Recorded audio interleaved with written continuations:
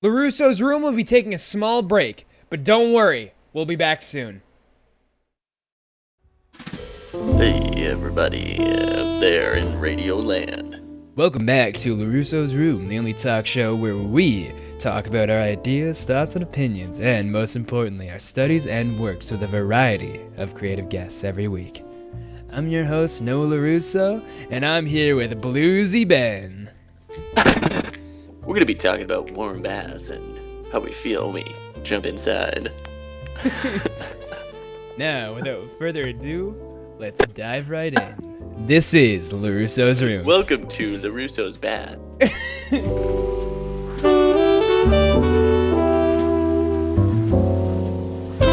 Benny, how have you been? I've been well. I've been good. Things have changed since we last talked. Oh, really? Yes, I am. I'm back to work. Well, I was working, but I was only working 2 days a week, so now I'm working 4 days a week. And I'm not getting the CERB benefit anymore. Okay. So that just happened last week. But I think it's probably good that I get back to working full time again, and somewhat of a reality check. Oh yeah, dude, I'll say so. See, like, the one thing about CERB and CESB that, like, I talked about with my friends is, like, it's super nice to get a free ride, but you just feel like a total freeloader. So I'm not interested in that. Yeah, like I didn't really feel that way. I sort of felt like I didn't think that I was like taking advantage of it at all, because I was actually like using my time effectively, like my spare time. Okay, yeah. Like I wasn't just, waking up late and just crushing Netflix for 12 straight hours. Ripping a fat bowl and eating Cheerios all day. Yeah, that's I mean, definitely all the life. They're good, and not to like attach a stigma to all those great things, but yeah, I don't know. I felt like it actually was like an opportunity for me to just kind of get ahead, and I think for a guy like me, it's a cool opportunity to have, because I feel like I'm falling behind oftentimes. Yeah, no, that's definitely good. It kind of gives you like a catch-up period.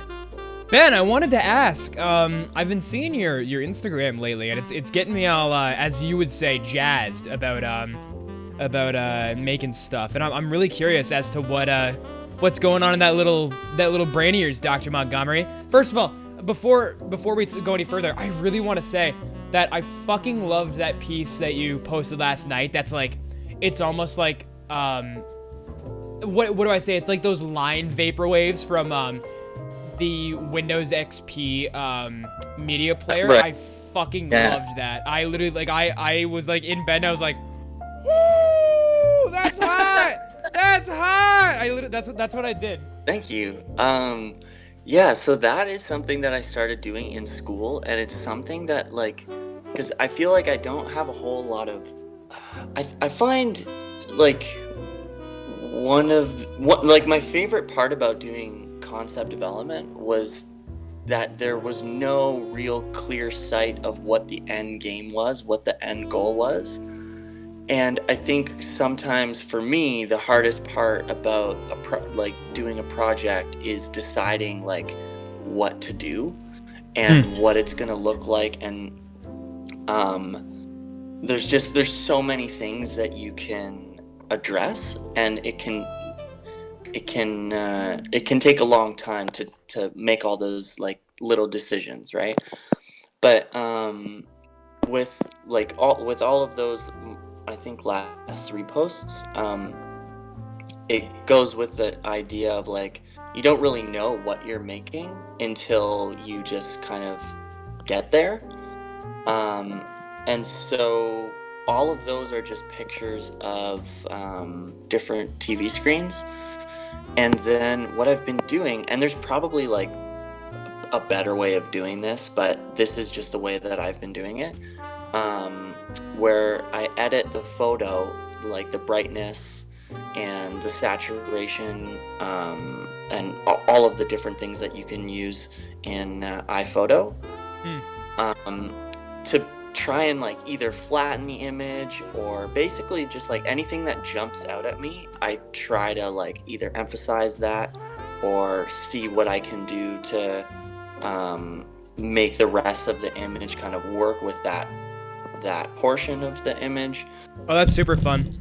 Yeah, and so it's a process of like discovery. So, I really like going to thrift stores and digging through junk and finding cool stuff. And to me, it's like something along those lines. It's like here's this image, but when you start playing around with the lighting and the brightness and all the different things that you can adjust, you can discover like all these interesting parts that were there, but you just couldn't really see them.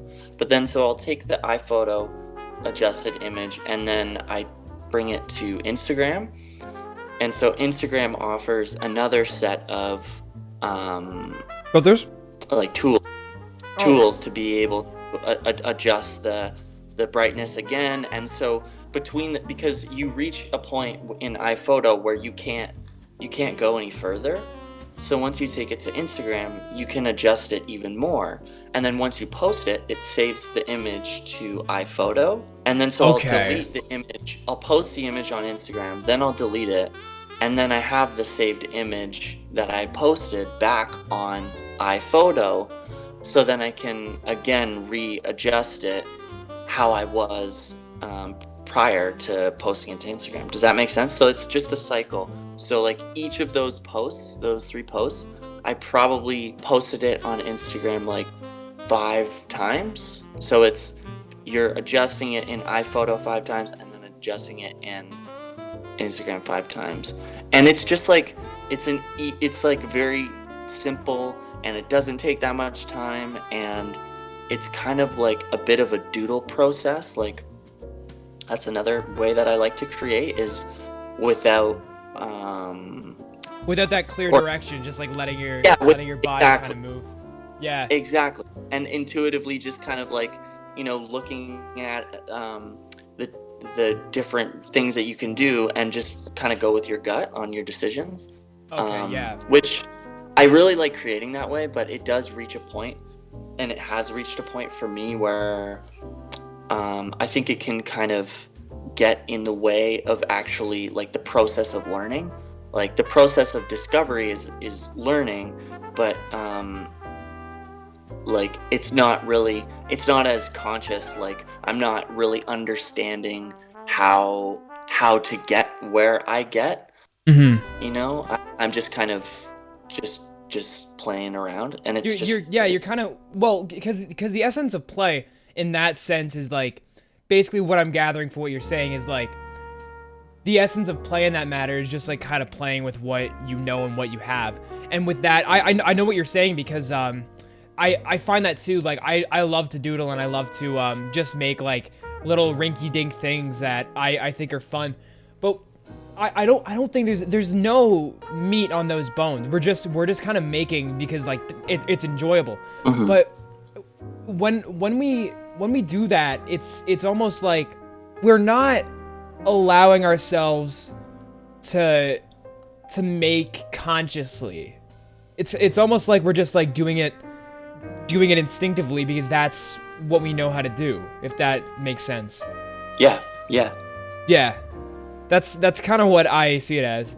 Yeah, which I think can be really beneficial, and you can kind of play, and if you're documenting like we were in concept development, you can like, make all these notes about your discoveries, and it takes the pressure off. And like I said, it's kind of nice to create from a place of like non-decision, for the lack of a better term, because there's no pressure to like make something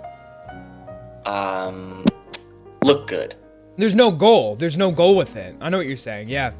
So I still I that was my favorite part of VCAD, and it's something that I like talk a lot about to any friends that ask me about school and stuff, because it's just such a cool way for people to engage with creativity, because so often people just kind of associate their creative abilities with, like, being able to render with like a high skill level, which is Yeah. one trait that some artists have. But I definitely that's a really interesting thought, because we're on the same page when we talk about that, because one of the things that I really, and I think I've talked about this in the show before, but one of the things that I really found when I began my artistic journey is through these illustrative people, these people who are very established in their format and doing their work,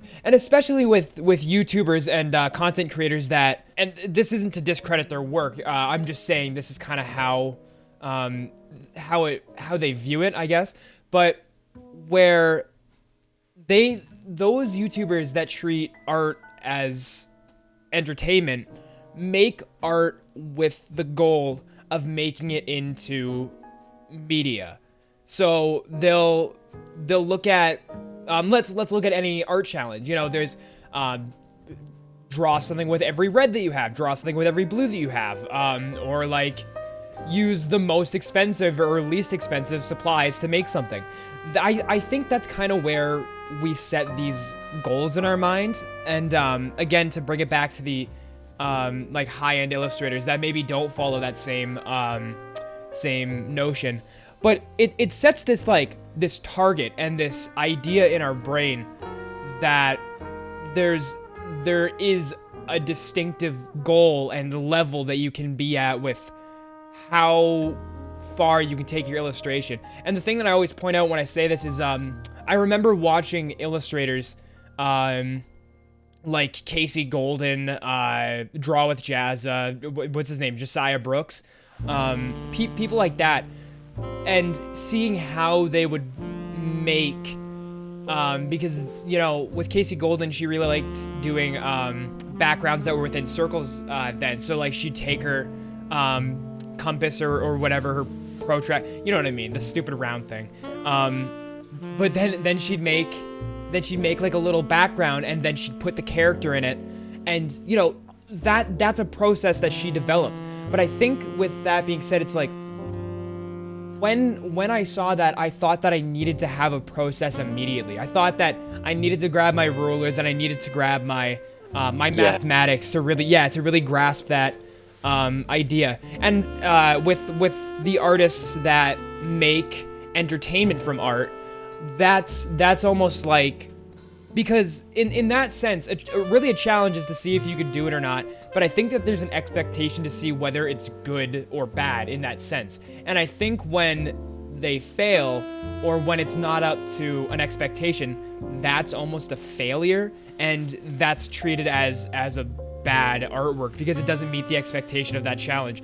And sure, that there is you can make an argument that that's true, but it's, I think that sets a notion that you need to stick to these strict guidelines of creativity. So I've got to ask, Ben, like, do you have any other sort of direction that you want to take your work? Is there any I know obviously we just talked about like the lack of idea, but do you kind of like have an idea of like what you're gonna do next? Well, like just in the grand scheme, of Just like just however you life feel like answering that. well, just take it day by day. But going to school, I'm really looking forward to just being back in a chair, getting taught by professionals. It's really hard. As much as I'd like to think, I could just kind of figure it out on my own, I really think for me personally, it's a lot better to have these like structures in place. And whether you're doing the projects that you want to do, like it obviously, it matters to a certain degree, but it's just nice to have those schedules, and you can just focus on all the different tasks. I find like for me, and having all this time off, I've been able to like, focus on certain parts of my life, not as much creativity. And it's really hard to like build yourself these schedules and like follow your own like process of learning. So I'm really happy to be going back to school. I'm also really excited to take the moving image design course, because I really don't know where to begin in that whole world, and it's all stuff that really interests me. So I can't really say like exactly where I'm gonna go once I kind of understand those tools a little bit more. But I definitely think a lot about and daydream a lot about comedy and writing and just having fun with a camera. Now, I know it's not something that is easy to like make money, so I think I'll sort of do my best to kind of carve out my own little space to create and do things in that world.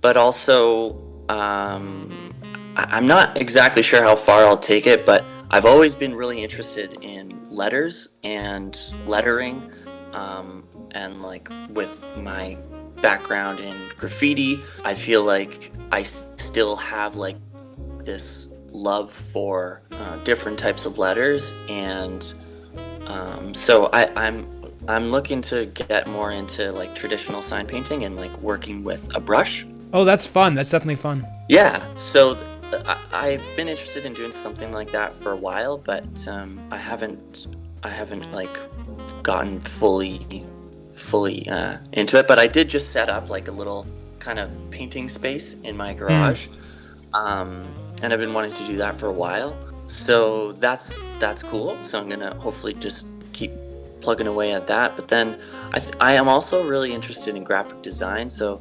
I think those two things could combine for like some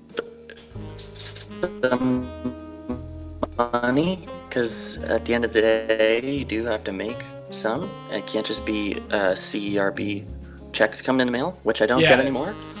Good. Just yeah.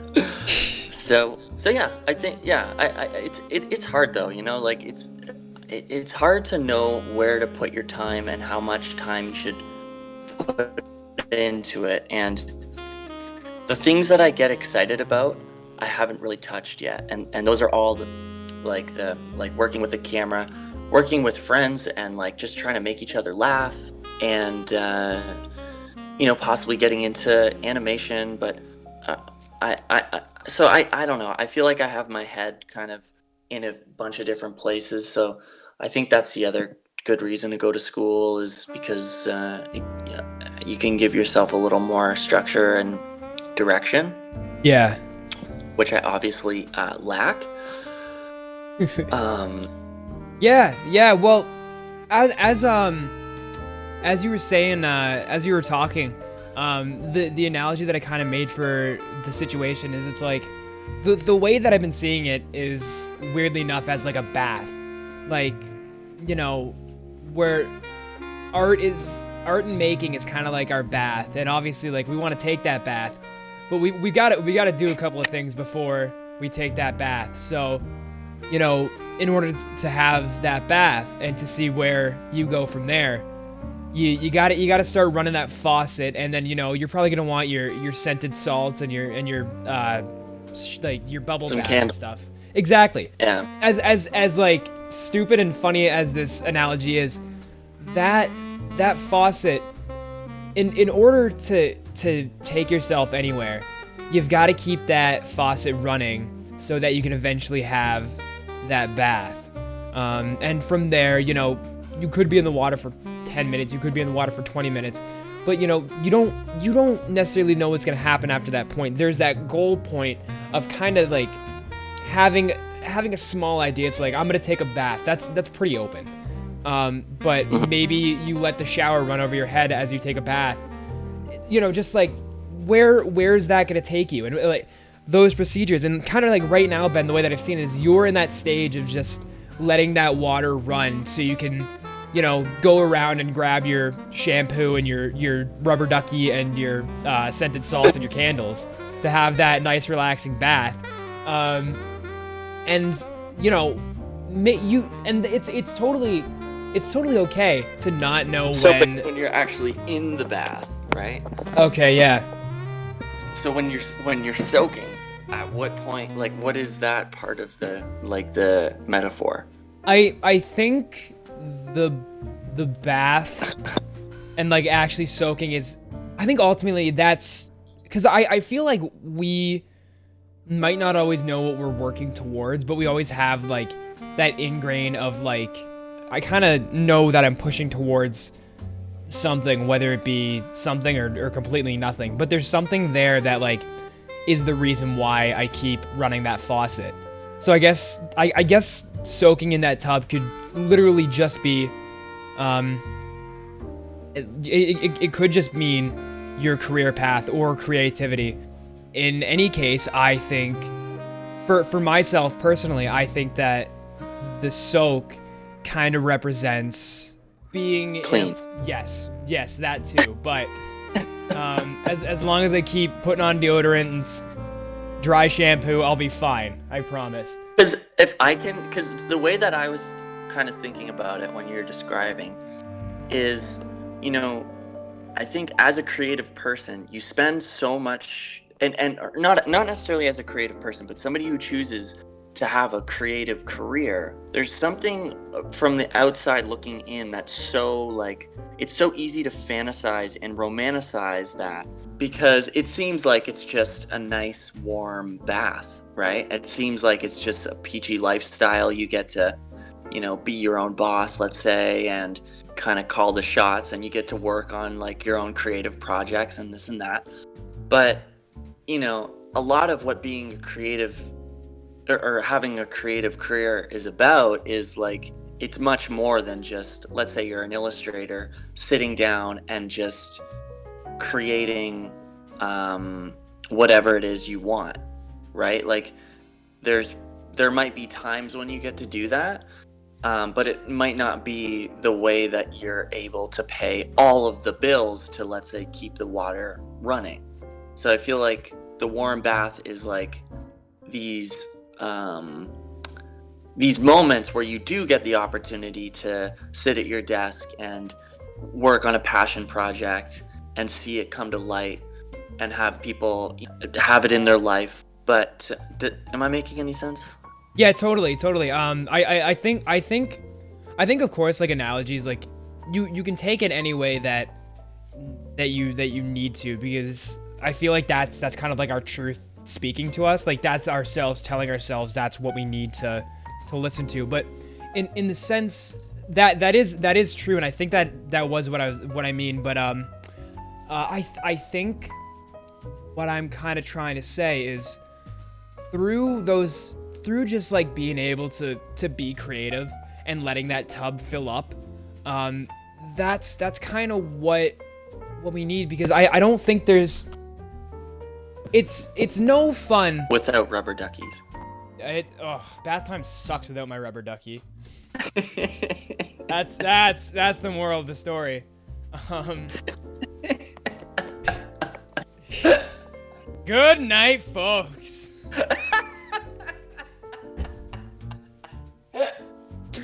Oh my god. Okay, sorry. No, it's totally okay. I'm just trying to like process my my thoughts here in like a sensible way. But the way that I kind of see it is like, you can kind of like decide when the water flows or when it doesn't, but you're not really in control of how the water flows. So just kind of letting it pour out is about the only thing that you can do. And eventually, by letting it pour, you have your bath, and then you can sit in it and just kind of let yourself soak and decide what comes next, if that makes sense. So yeah, Well, I still think it's interesting that with such a stupid analogy, we both can take something meaningful from it. Because by all accounts, that was probably the stupidest thing I've said on the show, and I've said a lot of stupid shit. So, so that's. I like it as an analogy. I think it works. I'm glad you do. I think, you know, we're coming up on about 40 minutes, so I'm gonna try and process my final thoughts. On this show, I usually like to give a couple of closing words to kind of summarize what we've been talking about. And I think the closing words that I want to mention this week is, first of all, I think stupid analogies really work well. So yeah, just listen to stupid analogies. Just letting that water flow and letting your tub fill up. That's really gonna be the only way that you're able to sit in it and let yourself just kind of soak in it and enjoy yourself. And I think the one thing that is really, I don't know, Ben. I'm rambling. Do you have anything that you want to say? About Just the anything. bath analogy. Just spit out just anything that you feel like saying. Yeah. Wow. Oh God. Ben? Ben?